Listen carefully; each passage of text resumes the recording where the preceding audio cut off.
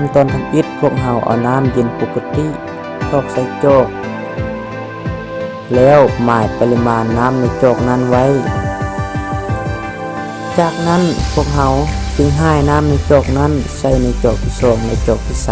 3พร้อมกับหมายทีบทั้ง3โจกให้เท่ากันเพราะว่าเราจะได้รู้ว่าเราจะต้องใส่ปริมาณน้ำเท่าใดทั้ง3โจกนั้นจึงจะเท่ากัน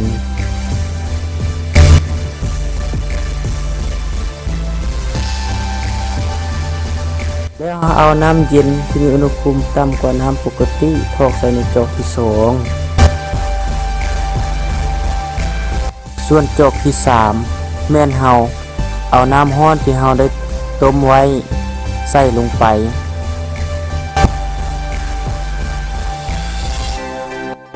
โดยเอาทั้ง3โจกนั้นวางไว้บนที่เฮากำหนดไว้แล้วเฮาเอาน้ำอ้อยก้อน3ก้อนใส่ลงไปหรือแช่ลงไปในโจกโดยใส่โจกละก้อนตามลำดับพร้อมกันพร้อมกับจับเวลาโลท่า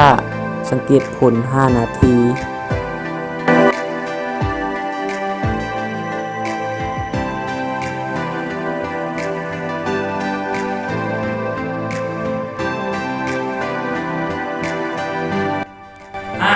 ผ่านไปเข้ามาซึ่งคุณการทดลองของพวกเขาคือจะเห็นได้ความแตกต่างทั้ง3จอกนี้คือจอกน้ำร้อนน้ำธรรมดาและน้ำเย็น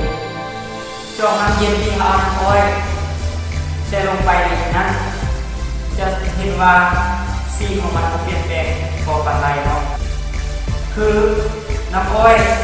มีการแยกกระจายน้อยๆเนาะให้เดียวในจอกน้ำธรรมดาน้ำอ้อยก็จะมีการแยกกระจายหลายกว่าน้ำเย็นและจอกสุดท้ายคือน้ำร้อนจะเห็นสังเกตเห็นว่าสีมันมีความเข้มข้นกว่า2จอกนี้หรือเปล่า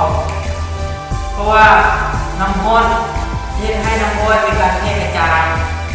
ได้ดีและแยกกระจายกว่า2อันนี้เนาะว่าน้ำธรรมดาและน้ำเย็นฉะนั้นเราจึงสามารถสรุปได้ว่าอุณหภูมิเป็นปัจจัยในแก่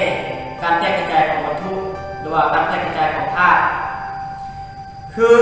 เมื่ออุณหภูมิสูงธาตุก็จะสามารถแยกกระจายได้ไวได้ดี